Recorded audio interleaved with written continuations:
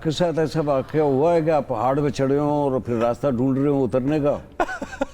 नांगा पर्वत का एक वाकया है कि जब मैं समिट किया था और जब मैं नीचे वापस आ रहा था तो वाइट आउट हो गया, और उसके बाद फिर हम लोग एक इस जगह पे फंस गए जहाँ पे हमारा बचने का इम्कान बिल्कुल ज़ीरो था। हम 2 बंदे थे सिर्फ, और पाकिस्तान में भी ऐलानात हो गए थे कि Sheroz is no more now, और हर बंदा जो था वो मेंटली प्रिपेयर्ड था। और मुझे याद है कि मैं 7,000 प्लस की हाइट पे बैठा हुआ था और मेरे पास कुछ भी नहीं था। और फिर मुझे जब एहसास हुआ कि यार ये जो हम बातें करते थे ना ज़मीन पे बैठ के कि यार मौत आएगी, तो एकदम फ्लैशबैक होते हैं वो। तो मौत हमेशा इमोशन के ना होने का नाम है। किसी इंसान से इमोशंस निकाल दिए जाए तो वो मर जाता है। इसी तरह की सेम फीलिंग मुझे भी ऊपर आई कि जब मैं नम हो गया था, बिल्कुल वाह, मैं बिल्कुल नम हो गया था। तो मुझे एहसास हुआ कि यार मतलब मौत आने से पहले इंसान मर चुका होता है। फिर हेलुसिनेशंस होना शुरू हो गई हमें। हाई एल्टीट्यूड सेरेब्रल एडीमा कहते हैं इस चीज़ को। वो मुझे याद है, कोई आता था और मुझे बोलता था शेरोज़ हेलीकॉप्टर में बैठो, हम तुम्हें बचाने आए हैं। और मुझे ये भी याद है कि मैं जब अपनी आंखों के सामने से सूरज को ढलते हुए देख रहा था, फिर जब मैं नीचे आया वहाँ से बच के, तब मैंने एक शेर भी लिखा था, नींद से आंखों को बिछड़ते देखा, अपने अक्स को फुरकत में उजड़ते देखा, अगरचे उस अक्स में भी था उसी का ठहर, उस अक्स से भी रूह को निकलते देखा।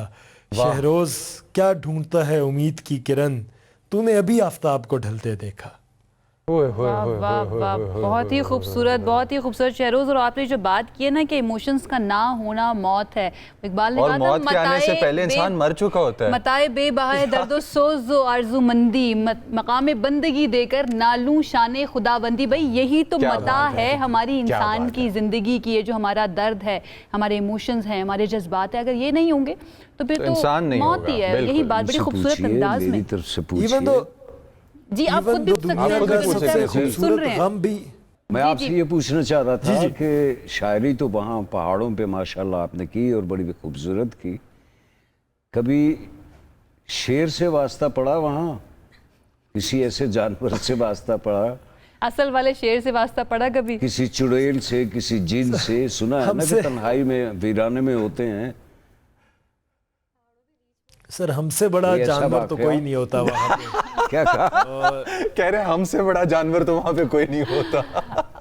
अच्छा नहीं, कभी कभी डर नहीं लगा? और अगर आप चुड़ैल की बात करें, स्पेसिफिक अगर आप चुड़ैल की बात करें ना, तो मैं अपनी ये जो फीमेल क्लाइंबर्स होती है ना, इनके साथ बड़ा मजाक करता हूँ कि मैं कहता हूँ कि आते तुम लोग जो हो वो तुम सारी बहुत खूबसूरत दिख रही होती है, हूर परियां दिख रही होती है, लेकिन हफ्ते के बाद ये चुड़ैल बस कर दे, बस शहरोज बस। मैं आपको यहाँ पर रोकना चाहूंगी, टोकना चाहूंगी। उनसे मजाक मेरे ख्याल से हम ब्रेक लगा लेते हैं यहाँ पर। आपका आइडिया पहुंच गया, आपके अल्फाज नहीं बोले जाए। शहरोज आई लव यू, जिंदाबाद बब्बर शेर। अच्छा Shahroz, thank you so much, बहुत बहुत शुक्रिया आपका। और अवार्ड के लिए आपको बहुत बहुत मुबारक, वेल डिजर्व्ड। एंड मुझे बड़ी खुशी हुई आपसे बात करके, क्योंकि होता है ना कि आपको पता चलता है कि एक बंदा जो है ना मेंटली तौर पर, साइकोलॉजिकली कहाँ पर स्टैंड करता है। और वो विजडम की जो आपने बात की थी वो हम देख सकते हैं, वो हमें शहरोज की बातों के अंदर नजर आई है। Once again thank you so much. Shahroz Kashif हमारे साथ मौजूद थे, वो इंसान जिनको बुलंदियां पसंद है और उनको देखकर हम इंस्पिरेशन लेते हैं कि हमें भी बुलंदी की तरफ बढ़ना है।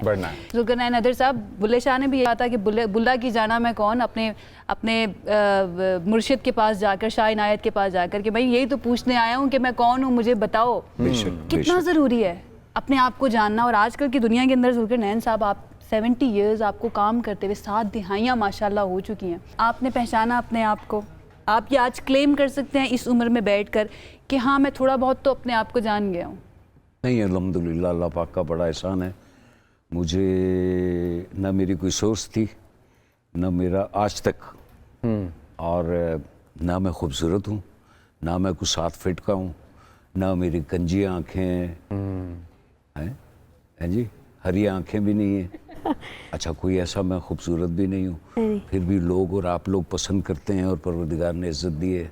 तो फिर मैं सोचता हूँ कि परवरदिगार तेरा करम है वाह वाह कि बात अब तक बहुत प्यारी बात कर दी है, खूबसूरती क्या बहुत होती है? प्यारी बात कर दी खूबसूरती है। क्या होती है? इंसान खूबसूरत हो वो ज्यादा बड़ी बात नहीं होती है जुल्करनैन दिल साहब, कि खूबसूरत होता इंसान है सर, खूबसूरत हो, दिमाग आपका खूबसूरत काम होता है। खूबसूरत, आपका टैलेंट आप खूबसूरत। लड़कों से पूछ रही हैं आपने कि जो खूबसूरती क्या सिखाया- होती है या लड़कियों से पूछ रही हैं? मैं आपसे पूछ रही हूँ। मुझसे पूछ रही है तो मैं लड़का ही हूँ ना।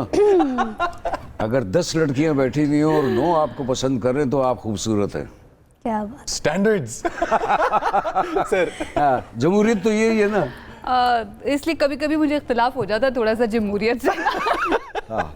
लेकिन ये है कि मुझे ऐसा लगता है कि इंसान, एंड आई नो आप ये मजाक में बात कर रहे होंगे कि इंसान का खूबसूरत होना वो बहुत ज़्यादा मैटर करता है। बहुत आपकी ज़्यादा स्टोरी matter में जानना चाहूँगी। वैसे तो हमें याद है लास्ट ईयर भी हमने किया था आपके साथ शो, लेकिन कुछ कहानियाँ ऐसी होती हैं जो बार बार दोहराई जानी चाहिए ताकि लोगों के जहनों में हमारे लेजेंड्स की ज़िंदगी, उनकी अकम्पलिशमेंट्स, उनकी अचीवमेंट्स ताज़ा रहें।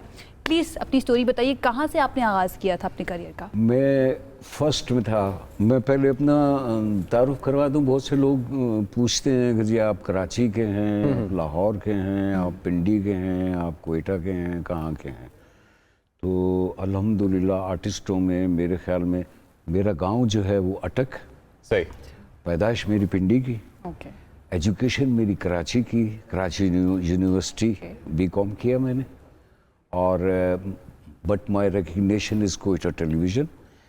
आप उस वक्त 94 का आपने बताया तो ये 84 की बात है। ओके। बच्चों का मुझे चाइल्ड स्पेशलिस्ट कहा जाता था। चिल्ड्रन जो भी बच्चों के ड्रामे होते थे, अच्छा।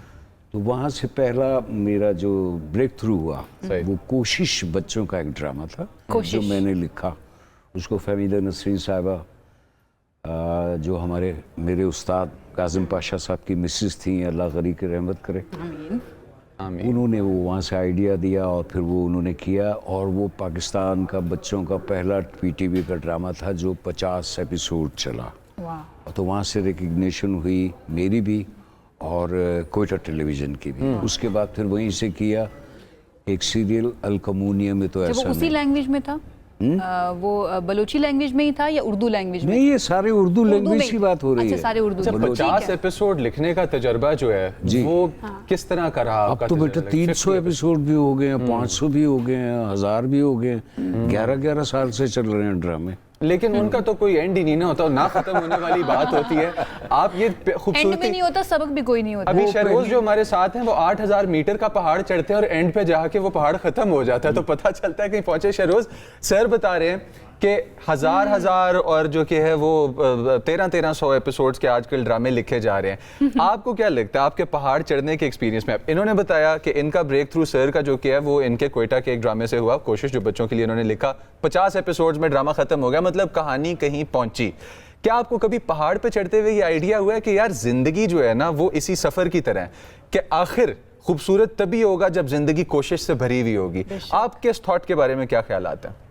ये तो बिल्कुल इसमें कोई शक नहीं है, कोई डाउट नहीं है कि ज़िंदगी एक स्ट्रगल का नाम है। If you work you get more. लेकिन आई बिलीव कि जब इंसान काम कर रहा होता है और जब उसका एक एम होता है कि उसने एक बड़ा इंसान बनना है, तो उसके लिए कभी एक एंड पॉइंट एग्जिस्ट करता नहीं है।